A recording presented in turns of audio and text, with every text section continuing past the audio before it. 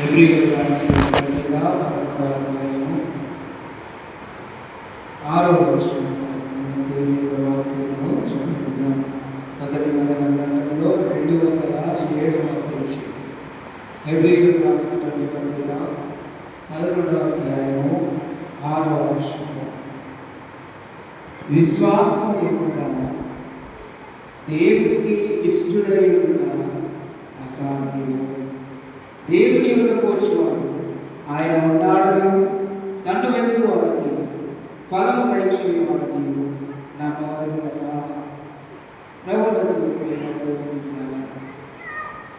దేవుని యొక్క వాక్యము మనం శ్రద్ధగా ఆలోచన చేస్తే విశ్వాసం గురించి జ్ఞాపకం చేస్తూ ఉన్నాడు భక్తుడైనటువంటి నిజంగా మనకు ఉండాల్సినటువంటి విశ్వాసం ఎలా ఉంటే దేవుడు మనల్ని జ్ఞాపకం చేసుకుంటాడు, మనల్ని దీవిస్తాడు, మనల్ని తన సన్నిధిలో నిలబెడతాడు అని మనం ఒకసారి ఆలోచన చేసుకోవాల్సిన పరిస్థితి మనకి ఎంతైనా ఉంది. ఎందుకు అనంటే విశ్వాసము దేవుడు ఎప్పుడు ఒకే లైన్లో ఉంటాడు. విశ్వాసంలో మనం నడిచి దేవుని వైపు చూడాలి. దేవుని వైపు చూడటానికి సంఘము, సంఘ సభ్యులు, సేవకుడు ప్రతి ఒక్కరూ ఒక మార్గము తప్ప వారి వైపు చూస్తే దేవుని వైపు చూస్తామనేది జ్ఞాపకం చేసుకోవాలి. ఎందుకు ఈ మాట చెప్తున్నాను అంటే విశ్వాసము నీకు దేవునికి మధ్య ఉన్నటువంటి ఒక బ్రిడ్జ్ లాంటిది. విశ్వాసం అనే బ్రిడ్జ్ మీద నువ్వు నడిస్తేనే దేవుని యొద్దకు చేరుకోగలుగుతావు. పేతురు భక్తుడు నీటిలో మునిగిపోతూ ఉన్నప్పుడు తనను నిలబెట్టింది ఏంటి అంటే ఇదిగో యేసు ప్రభు వారి మీద తనకున్నటువంటి విశ్వాసం. నిజంగా తనతో పాటు ఉన్నటువంటి 11 మంది శిష్యుల వైపు చూశాడా? చూడు, ఎవరి వైపు చూశాడు? దేవుని వైపు చూశాడు. దేవుని వైపు చూశాడు కనుక ఇదిగో పేతురు మునిగిపోతున్నా మళ్ళా తిరిగి ఆయనతో పాటు నడిచి గోలెక్కి రాగలిగాడు.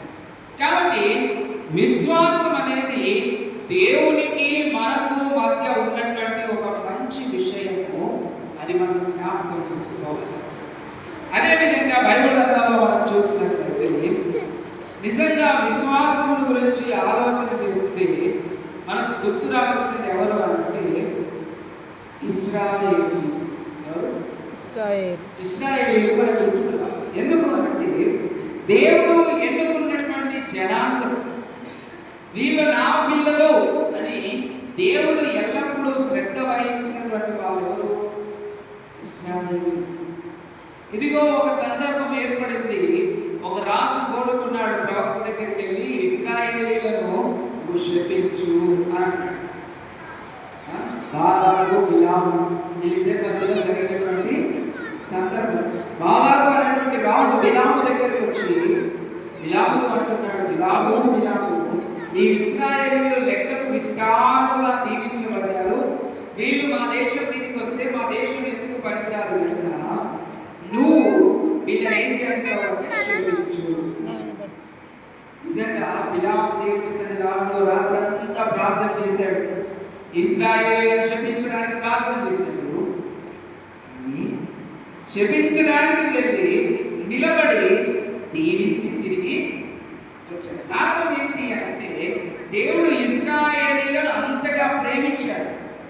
మరి అంతగా ప్రేమించిన ఇశ్రాయేలీయులను దేవుడు ఏం చేశాడంటే ఐగుప్తు బానిసత్వం నుండి బయటికి తీసుకొని వచ్చాడు. ఐగుప్తు బానిసత్వం నుండి బయటికి తీసుకొని వచ్చాడు. ఐగుప్తు బానిసత్వం నుండి బయటికి తీసుకొని రాగానే ఇశ్రాయేలీయులు ఎలా ఉండాలి? ఎలా ఉండాలి? ఎర్ర సముద్రమును దాటించాడు. దేవుడు ఎర్ర సముద్రమును దాటించాడు. ఎర్ర సముద్రము పాయడము చిన్న విషయమా? చిన్న విషయం, చాలా పెద్ద విషయం. అంత పెద్ద విషయము దేవుడు జరిగించిన తరువాత ఇశ్రాయేలీయులు దాన్ని చూసి మిరియాము మిరియాం వెనకాల కొందరు స్త్రీలు అందరూ కలిసి దేవుని స్తుతించుతూ నాట్యం చేసి అంత కార్యక్రమాలు జరిగించి కొంత ముందుకెళ్ళిన తర్వాత ఏం చేశారు అంటే, ఇదిగో దేవుడు ఎర్ర సముద్రం దగ్గర చేసిన కార్యాలన్నీ మర్చిపోయారు. దేవుడు ఎర్ర సముద్రాన్ని పాయలు చేశాడు, మర్చిపోయారు. వాళ్ళు ఏమంటున్నారు, అయ్యా ఐగుప్తులో మాకు ఆహారం లేదని ఈ అడవిలో తీసుకొచ్చి మమ్మల్ని చంపాలనుకున్నావా? అక్కడైతే మాకు భోజనం దొరికేది, ఇక్కడ మాకు ఏం దొరకట్లేదన్న అనగానే దేవుడు ఏం చేశాడు, ఆకాశం తెరిచి మన్నా కురిపించాడు. చిన్న విషయమా? ఎంత విశ్వాసం ఉండాలి దేవుడు చేసిన కార్యాలు, అవునా? ఎంత విశ్వాసం ఉంచాలి ఇశ్రాయేలు. సరే, మన్నా తిన్న తర్వాత పీకల్లాగా తినగానే ఏమవుతుంది? దాహం. మళ్ళా వచ్చాడు మోషే దగ్గరికి, నీళ్లు లేని ప్రాంతంలో మమ్మల్ని నడిపిస్తున్నావు, అక్కడ మేము చావడం కంటే ఇక్కడ చావడము ఘోరం, ఇక్కడ మమ్మల్ని చంపాలని తీసుకొచ్చావా? నిజంగా ఆలోచన, దేవుడు చంపాలని తీసుకొచ్చాడా? చంపాలని తీసుకొచ్చాడు అంటే దేవుడు ఏం చేశాడంటే, మోషేతో మాట్లాడి బండను కొట్టి బండ నుండి నీళ్ళని ఇచ్చాడు. బండ నుండి ఇశ్రాయేలులకు బండ నుండి నీళ్ళని ఇచ్చాడు దేవుడు.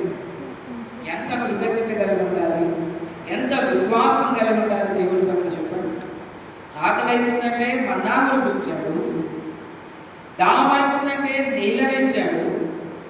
మన్నా తిని తిని తిని మాకు ఇసుకొచ్చింది అంటే తూర్పు గాలి చేత పూరేళ్ళని తీసుకొచ్చి పెట్టాడు. పూరేడు తెలిసి పక్షి, పూరేడు పక్షిని తీసుకొచ్చి మాంసం తినడానికి మాంసము పెట్టాడు. అయినా ఎప్పుడు కొంచెం విశ్వాసం అనేది దేవుడి మీద, ఇశ్రాయేలులను దేవుడు ఆ విధంగా నడిపిస్తున్నాడు. వాళ్ళు నడిచిన 40 సంవత్సరాలు వాళ్ళ డ్రెస్ మాయలేదు, కాలిన చెప్పులు ఎంతో విశ్వాసం ఉండాలి దేవుడి మీద చెప్పండి. ఇశ్రాయేలు అన్నగా విశ్వాసం ఉండాలి. ఎంతగా నడిపించినందుకు, ఎంతగా సహాయం చేసినందుకు విశ్వాసం ఉండాలా వద్దా? ఉండాలి, ఖచ్చితంగా ఉండాలి. ఎంతగా నడిపిస్తే, ఎన్ని కార్యాలు చేస్తే దేవుడి మీద విశ్వాసం లేకుండా, ఇదిగో దేవుడు ఒక్క 2 రోజులు సైలెంట్ అయ్యేసరికి ఇశ్రాయేలీయులు ఏం చేస్తున్నారు అంటే, దేవుడిని వదిలిపెట్టి ఇదిగో మోషే ఏమయ్యాడో మాకు తెలియదు, యెహోషువ ఎటుపోయాడో మాకు తెలియదు, మళ్ళీ తిరిగి కొండ మీద నుంచి కిందికి వస్తారో మాకు తెలియదు. కాబట్టి అహరోను మమ్మల్ని నడిపించడానికి మాకు ఒక విగ్రహాన్ని చేయండి. నిజంగా ఇశ్రాయేలీయులు దేవుడి మీద ఎంత విశ్వాసం కలిగి ఉన్నారు? నిజంగా విశ్వాసం కలిగి ఉన్నారు. ఈ మాట మమ్మల్ని నడిపించే దేవుడు ఎక్కడున్నాడో తెలియదు, ఆయన మాట్లాడే మోషే ఎక్కడున్నాడో మాకు తెలియదు, మోషేతో ఉండేటువంటి యెహోషువ ఎక్కడున్నాడో మాకు తెలియదు. కాబట్టి మమ్మల్ని నడిపించడానికి మాకు ఒక దేవుడిని చేయమని అహరోనుతో మాట్లాడిన ఇశ్రాయేలీయుల విశ్వాసము ఎంతగా ఉంది. ఇప్పుడు ఈ దినాల్లో మన పరిస్థితి మనం ఒకసారి ఆలోచన చేసుకుంటే, మన పరిస్థితి, దేవుడు ఎన్నో విషయాల్లో ఎన్నో పరిస్థితుల్లో సహాయం చేస్తూ ఉన్నాడు. కొన్నిసార్లు మన పరిస్థితిని బట్టి మనకు తగిన సమయానికి సహాయం చేయడానికి దేవుడు మౌనంగా ఉన్నాడు. దేవుడు మౌనంగా ఉన్నాడు కదా అని దేవుడిని అడగడం వదిలిపెట్టి, దేవుడి వైపు చూడటం వదిలిపెట్టి లోకం వైపు చూస్తే విశ్వాసం మనకి ఎందుకు ఆలోచన చేస్తారు. ఇశ్రాయేలీయులు దేవుడు నడిపిస్తే నడిచారు, తినిపిస్తే తిన్నారు, తాగమని చెప్తే తాగారు. ఎంతో విశ్వాసం ఉంచాలి. అలాంటి వాళ్ళు మాకు ఆ దేవుడు ఎక్కడ పోయాడో తెలియదు, ఆయన సేవకుడైన మోషే ఎక్కడ పోయాడో తెలియదు, ఇగో యెహోషువ ఎక్కడ పోయాడో తెలియదు. కాబట్టి ఏం చేస్తారు? లోకమంతా విగ్రహారాధన చేస్తుంది, మేము కూడా ఏం చేస్తాము? విగ్రహారాధన చేస్తామని ఇశ్రాయేలీయులు దేవుడిని చూసుకున్నారు. ఎంత విశ్వాసహీనంగా మనం ఆలోచించాలి. మనం కూడా ఉంచాలి. దేవుడి వైపు చూడాలి, దేవుడిని అడగాలి, దేవుడు ఇస్తే పొందుకోవాలి. కొన్ని సందర్భాల్లో దేవుడు ఇయ్యనప్పుడు దేవుడు ఇచ్చేదాకా ఎదురు చూడాలి. దేవుడు మాట్లాడేదాకా ఎదురు చూడాలి. దేవుడు మాట్లాడేదాకా ఎదురు చూడకపోతే ఏమవుతుంది? దేవుడు వదిలిపెట్టి లోకం వైపు చూస్తే ఏమవుతుంది అనేది మనం ఆలోచించాలి. వెంటనే పైనుంచి దేవుడు అన్నాడు మోషేతోటి, మోషే కిందని జనులు ఏం చేస్తూ ఉన్నారు? ఏం చేస్తున్నారయ్యా? నన్ను వదిలిపెట్టి విగ్రహాన్ని చేసుకుంటున్నాను. ఇప్పుడైతే తిరిగిపోయిన వారి సంగతి చూస్తాను దేవుడు అంటాడు. అందుకే మనం దేవుడి వైపు చూడటము మర్చిపోయింది. దేవుడి వైపు చూస్తే మన జీవితంలో దీవెన ఉంటుంది. దేవుడిని చూడటం వదిలేస్తే మన జీవితంలో దీవెన అనేది ఉంటుందా? ఉండదు. ఈ ఇశ్రాయేలీయులకు దేవుడు ఇచ్చినటువంటి మరొక ఆలోచన ఏంటి అంటే, అయ్యా నువ్వు విశ్వాసం కలిగి ఉన్నావు కనుక నేను మీ మధ్యలో నివాసం చేస్తాను. ఇశ్రాయేలీయుల మధ్యలో నివాసం చేస్తానని మోషేతో ఏమన్నాడంటే, ఇదిగో మీ మధ్యలో ఒక గుడారము వేసుకుని నేను మీ మధ్యలో వస్తాను అని అన్నాడు. చూడండి, ఒకసారి చూద్దాం, బైబిల్ వచ్చి చూద్దాం.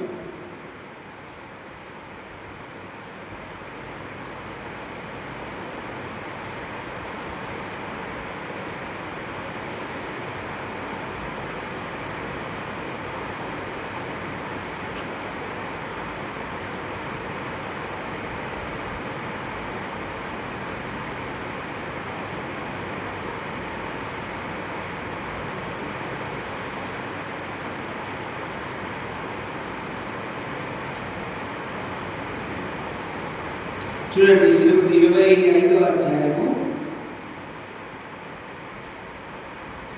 8వ వచనం. 25వ అధ్యాయం 8వ వచనం. దేవుడు ఆకాశం నుండి చూస్తున్నంతసేపు వీళ్ళు విశ్వాసంలో నిలబడట్లేదు. కాబట్టి వీళ్ళని విశ్వాసంలో నిలబెట్టడానికి నేను ఒక నిర్ణయం తీసుకుంటానని దేవుడు ఒక నిర్ణయం తీసుకున్నాడు. ఏ నిర్ణయం తీసుకున్నాడు? 25వ అధ్యాయం 8వ వచనం. ఏ నిర్ణయం తీసుకున్నాడు అంటే, నేను వారిలో నివసించినట్లు వారు నాకు పరిశుద్ధ స్థలమును నిర్మింపవలెను. చూడండి, దేవుడు అనుకున్నాడు, నేను ఇక వారి మధ్యలో నివసిస్తాను, నేనే స్వయంగా వారి మధ్యలోకి వస్తాను. కాబట్టి వారు ఏం చేయాలంటే నాకు ఒక పరిశుద్ధ స్థలమును సిద్ధపరచాలి. ఇప్పుడు ఇశ్రాయేలీయులకు ఎంత గొప్ప భాగ్యం వచ్చింది చూడండి. ఆకాశం నుంచి నడిపించిన దేవుడు స్వయంగా వాళ్ళ మధ్యలోకే వచ్చాడు. ఎంత విశ్వాసం ఉండాలి? ఆలోచన, ఎంత విశ్వాసం ఉండాలి? చాలా విశ్వాసం ఉండాలి. దేవుడే స్వయంగా వాళ్ళ మధ్యలోకి వచ్చి నడిపిస్తానన్నప్పుడు వాళ్ళకి ఎంత విశ్వాసం ఉండాలి అంటే చాలా విశ్వాసం ఉండాలి. ఇప్పుడు మనం ఆలోచన చేస్తే, ఇదిగో దేవుడు నడిపిస్తానని వారి మధ్యలోకి వస్తే మిరియాము దేవుడి వైపు చూడటము మర్చిపోయాడు. అహరోను దేవుడి వైపు చూడటము మర్చిపోయారు. వాళ్ళే గొప్ప, మేము గొప్ప కదా అని మిరియాము అనుకుంటుంది, అహరోను అనుకుంటున్నాడు. ఆ తర్వాత పక్కన ఉన్నటువంటి మిగతా ఇశ్రాయేలీయులు అందరూ అనుకుంటున్నాడు, మేము కూడా దేవుడు మధ్యలో ఉన్నప్పుడు ఎంత జాగ్రత్తగా ఉండాలి, ఎంత విశ్వాసం కలిగి ఉండాలి. ఇప్పుడు వీళ్ళు దేవుడి మధ్యలో ఉంచుకొని కూడా అలా ఉండలేకపోతున్నారంటే కారణం ఏంటి? దేవుడిని మర్చిపోయారు. దేవుడిని మర్చిపోయారు. కాబట్టి వారు నిర్మించుకున్న పరిశుద్ధ స్థలం ఏమైపోయింది అంటే ఎందుకు పని కాకుండా బానిసత్వముగా వారి దేశం నుండి కొనిపోబడ్డారు. ఎందుకు? దేవుడిని మర్చిపోయారు. కాబట్టి దేవుడు ఏం చేశారంటే వాళ్ళని తీసుకెళ్లి బానిసత్వానికి దీవెనకరంగా, ఒకరిని దీవించేకరంగా ఉన్నటువంటి ఇశ్రాయేలీయులు దేవుడిని మర్చిపోయినందుకు బానిసత్వానికి బానిసత్వం నుండి తిరిగి వచ్చిన తర్వాత అయినా ఇదిగో దేవుడు మీతో ఉన్నాడు, కలిసి ఉండండి, మాట్లాడండి, దేవుడి కొరకు కార్యాలు చేయండి అని నెహెమ్యా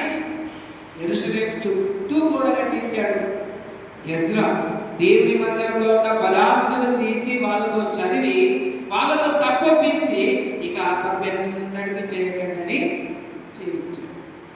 మరి మారారా ఇశ్రాయేలీయులు? మార్చింది. మరి పాపాన్ని అదుపు పెట్టుకోలేదు. ఎజ్రా ఉన్నంతసేపే భయపడ్డారు.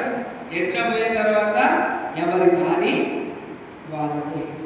దేవుని బిడ్డలారా, ఇశ్రాయేలీయుల విశ్వాసం దేవుని మీద ఎంతగా క్షీణించిపోయిందో మనం ఆలోచించాలి. కాబట్టి ఈయన ఏమనుకున్నాడంటే, ఇదిగో కొన్ని రోజులకు నేను నా కుమారుని ఈ లోకానికి పంపాలి. ఆకాశం నుండి చెప్పాను, వినలేదు. పరిశుద్ధ స్థలం నుండి చెప్పాను, వినలేదు. కాబట్టి వాళ్ళలో తిరుగుతూ, వాళ్ళతో నడుస్తూ, వాళ్ళతో మాట్లాడే నా కుమారుని లోకానికి పంపాలి. అట్లయినా నా మీద విశ్వాసం ఉంచుతారేమో అని దేవుడి ఆలోచన. కాబట్టి ఇదిగో దేవుడు ఒక పని చేశాడు. ఏం చేశాడంటే, దగ్గర 400 సంవత్సరాలు ఎవరితో మాట్లాడాలి. తప్పు చేసేటోని తప్పు చేయనిచ్చాడు. ఏ విధంగా నడుచుకునేటువంటి ఆ విధంగా వదిలేశాడు. ఎవరిని ఏమనలేదు అనకుండా ఆయన ఏం చేశాడు అంటే, ఇదిగో యేసు ప్రభు వారిని లోకానికి పంపించాడు.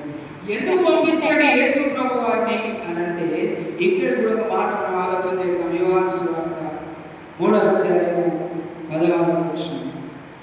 యోహాను సువార్త 3వ అధ్యాయము 16వ వచనం ఏమంటుందంటే, దేవుడు లోకమును ఎంతో ఏం చేశాడు? దేవుడు లోకాన్ని ఎంతగానో ఎందుకు ప్రేమించాడు? ఎందుకు ప్రేమించాడు? ఎందుకు ప్రేమించాడు? చూడండి,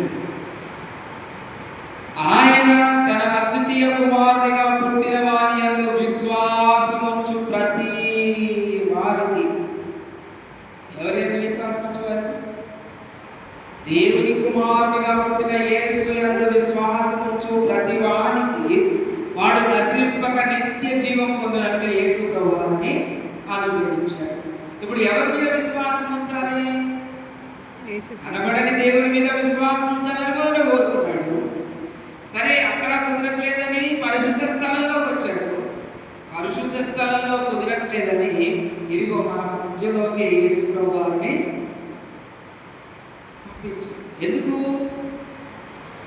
విశ్వాసం ఉంచాలి. ఎందుకు?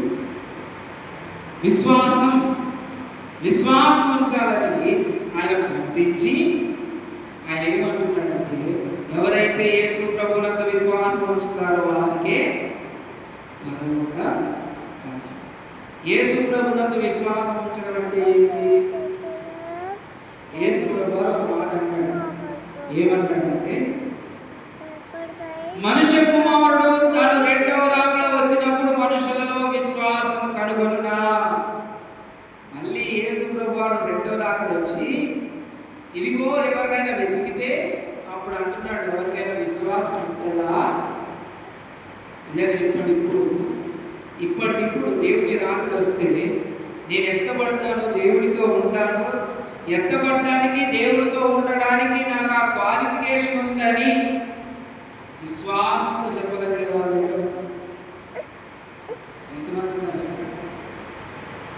పెద్ద పెద్దలే అమ్మో నేను తప్పు చేశాను అని మనసులో దేవుని అంత ఒప్పుకుంటారు. ఎందుకో తెలుసా? సిద్ధంగా లేదు. దేవుని రాకడ వస్తే విశ్వాసంలో నిలబడలేని పరిస్థితి కనబడుతుంది. మరి మన పరిస్థితి, సంఘముగా మన పరిస్థితి, దేవుని పిల్లలుగా మన పరిస్థితి మనం ఆలోచన చేసుకోవాలి. నీ విశ్వాసాభివృద్ధిలో పాస్టర్ ఏం చేయలేదు, సంఘ పెద్దలు ఏం చేయలేదు, తోటి విశ్వాసులు ఏం చేయలేదు. ఏమన్నా చెయ్యాలి అంటే నువ్వు దేవుని యందు మోకరించి ప్రార్థన చేయాలి. దేవుని దగ్గర కన్నీరు కార్చుకునే ఇదిగో అక్కడే నువ్వు నీ విశ్వాసం దేవునికి కనపరచగలుగుతావు.